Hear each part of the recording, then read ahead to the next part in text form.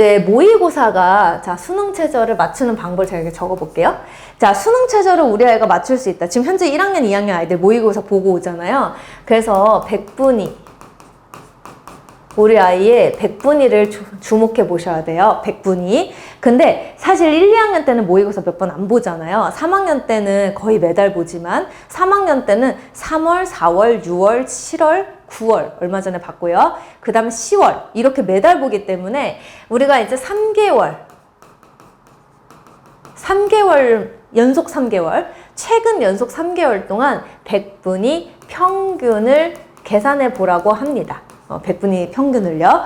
그래가지고 예를 들어서 자 예를 들어 볼게요. 자 3월 달에 국어 이제 국어부터 해볼게요. 3월 달에 국어, 4월 달에 국어, 6월 달에 국어 100분위가 있을 거 아니에요. 그래서 요거를 다 더해가지고 이제 뭐로 나눠야 돼요? 세 과목이니까 세 번 치니까 3으로 나누시면 되거든요.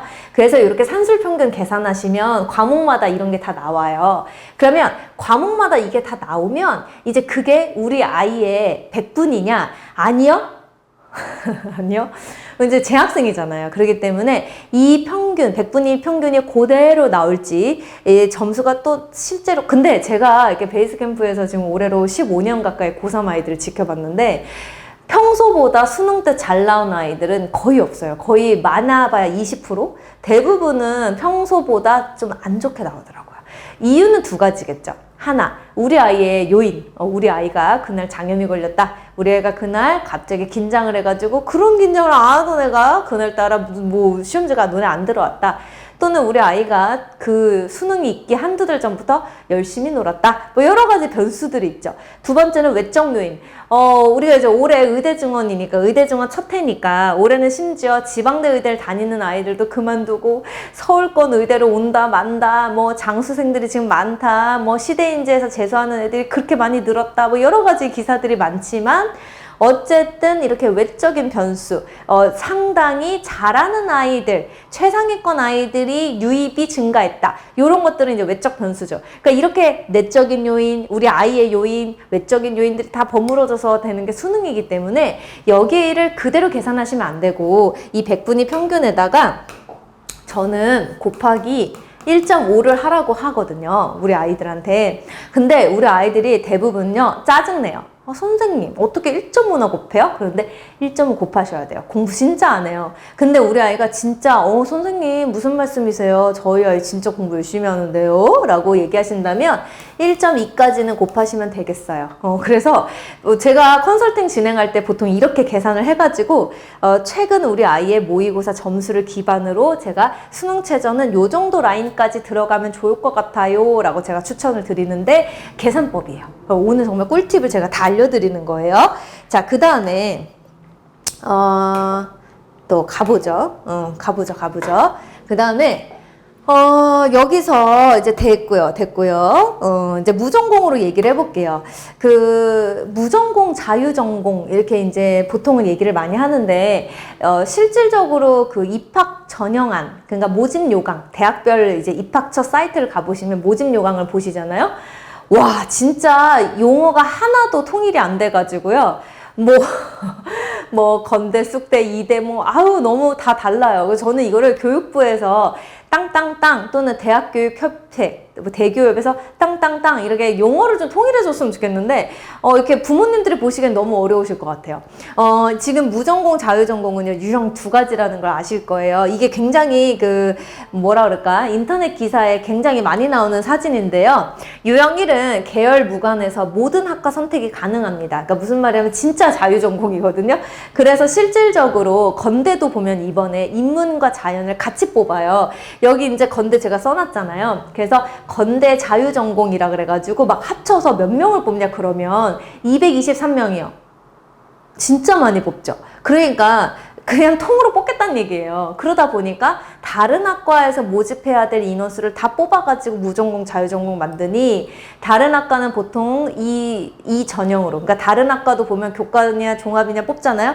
이걸로는 우리 못 뽑겠어. 1명 뽑을 거야. 2명 뽑을 거야. 그래서 인원수가 굉장히 적어요. 어쨌든 그런 방법인데 이대, 경희대, 시립대, 외대, 건대, 홍대 등이 다 이렇게 보통 하고요.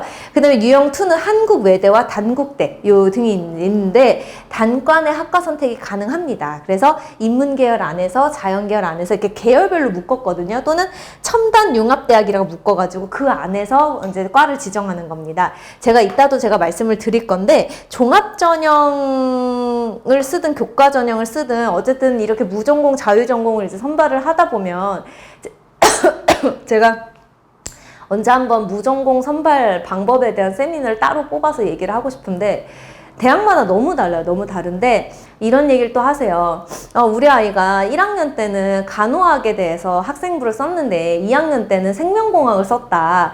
근데 3학년 때는 환경 쪽으로 학생부를 썼는데 너무 짬뽕이지 않냐. 그럼 우리 아이는 그냥 무전공, 자유전공 가는 게 낫지 않겠냐. 이런 얘기를 많이 하세요. 우리 어머니, 아버님들도 많이 하시고 아이들도 많이 와서 물어봐요. 선생님, 저는 학생부가 짬뽕인데 진로가 이러면 어떨까요? 보통은 진로가 일관되게 가는 게 좋죠. 그런데 이런 말도 있거든요. 의대를 갈 때 3년 내내 의사 쓴 애들보다는 그냥 3년 동안 의학과, 의학 계열만 고집하지 않고 좀 더 포괄적으로, 그래서 심화 탐구, 그래서 각 과목의 역량이 드러나게 생명과학, 뭐 화학, 물리 이런 걸 공부할 때 그 과목의 역량을 충실히 발전시키는 데 노력을 했는가, 그런 게 보여지는 아이들을 뽑을 가능성이 더 높을 수 있다라는 의견도 있거든요. 그러니까 이게 뭐 진로 그 희망 거기 적은 칸에 내가 해당되는 과랑 똑같은 진로를 쓰지 않았다 그래서 너무 그렇게 찝찝해하지 않으셔도 되지만 반대로 역으로 이렇게 오락가락이 아니라 거의 매년 뭐 다르다, 이거는 너무 노선이 분명하지 않기 때문에 그런 걸로 인한 마이너스가 될 수 있거든요. 그래서 과가 진로가 이렇게 막 바뀌는 것 자체는 좋은데 그 안에, 학생부 안에서 그 스토리를 가늠해 볼 수 있는 장치가 있었으면 좋겠어요. 왜 내가 간호학을 하려고 했는데 왜 생명으로 바꾸게 되었는가? 나는 왜 생명에서 환경 쪽에 관심을 갖게 되었는가를 내가 어떤 책을 읽다가, 내가 어떤 수행평가를 준비하는 과정에서 이렇게 뭔가 스토리라인이 드러나지 않으면 개연성이 부족해서 마이너스가 될 수 있고요. 스토리가 탄탄하면 그게 오히려 플러스가 될 수 있다는 점. 그런데 무전공, 자유전공도 어쨌든 본인이 원하는 계열이 있긴 있어야 된다. 그래서 아무거나 막 뭐 무책임하게 이렇게 생각하면 안 된다라는 얘기. 그 다음에 종합전형을 이제 가볼 건데요. 시간이 없으니까 제가 표 같은 경우는 쫙쫙 사진 찍으실 수 있게 제가 잠깐 나가 있을게요. 자, 대학별 전형 방법은 수능 최저가 있냐 또는 우리 아이가 면접을 봐야 되냐라는 거에 따라 달라지는데 제가 잠깐 나가 있을게요. 이렇게 캡처를 해주셔도 될 것 같아요. 종합전형인데요. 2025 올해 아이들 모집 요강 기준으로 나온 겁니다. 수능 최저가 있는 대학은요, 한양대, 이대, 시립대, 홍대입니다. 일단은 한양대, 이대, 시립대, 홍대 다 서류 100%죠? 여기서 말하는 서류는 뭘까요? 네, 학생부요. 자, 수능 최저가 다 있는데요. 시립대 경영학과는 수능 최저 없습니다. 자, 그러면 선생님 수능 최저 어떻게 될까요? 한양대는 3합 7, 탐구 하나만 보고요. 그 다음에 시립대 같은 경우에는 2합 5. 시립대가 2합 5? 굉장히 타이트하죠? 그 다음에 한국사가 4 이내여야 된다. 나머지 제가 이대랑 홍대는 과마다 너무 달라서 제가 다음 화면으로 보여드릴게요. 보시면은 이대 같은 경우에는 우리가 수능 최저가 인문에서는 3합 6이 되고요. 자연은 2합 5가 됩니다. 나머지도 과도 보시면 되겠지만 의대는 당연히 이제 4합 5, 다 5일 등급 나와야 되겠죠.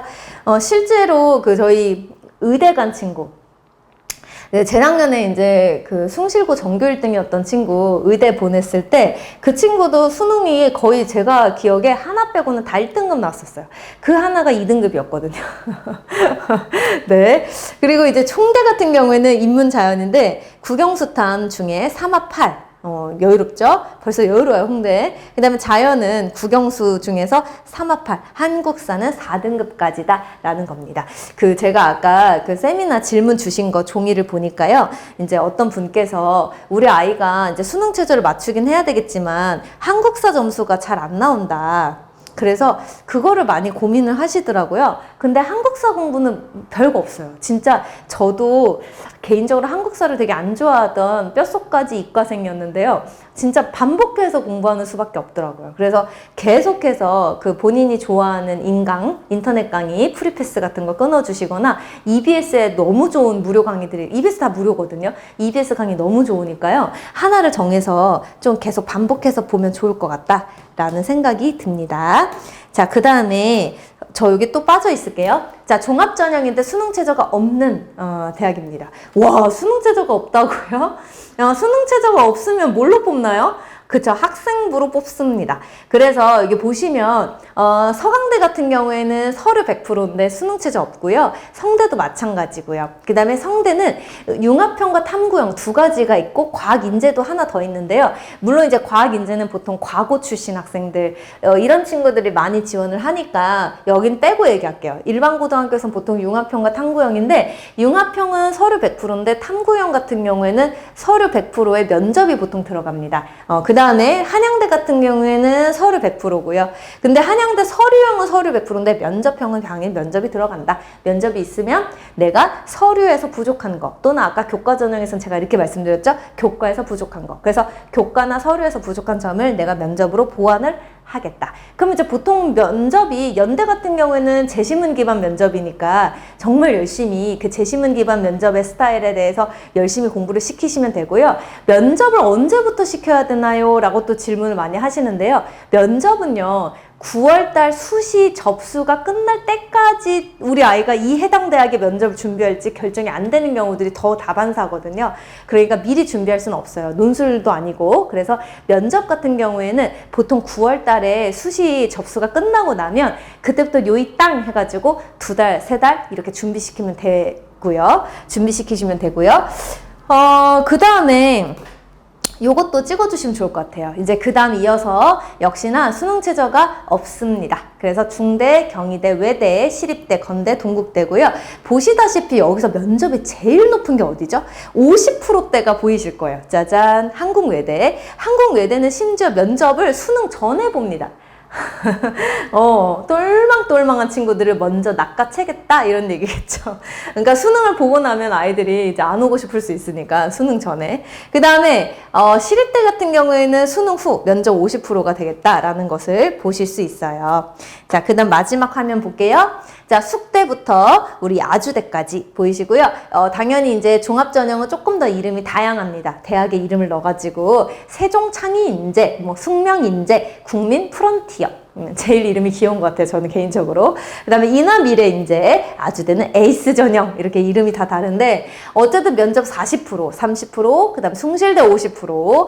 그래서 이렇게 면접이 50%인 학교는요. 제가 정말 면접 컨설팅 때 진짜 열심히 시켜요. 왜냐하면 정말 변수들이 많기 때문에 이건 어쩔 수가 없습니다. 이게 단순히 우리 아이가 호감형이냐 아니냐가 아니라 학생부 기반 면접이니까요.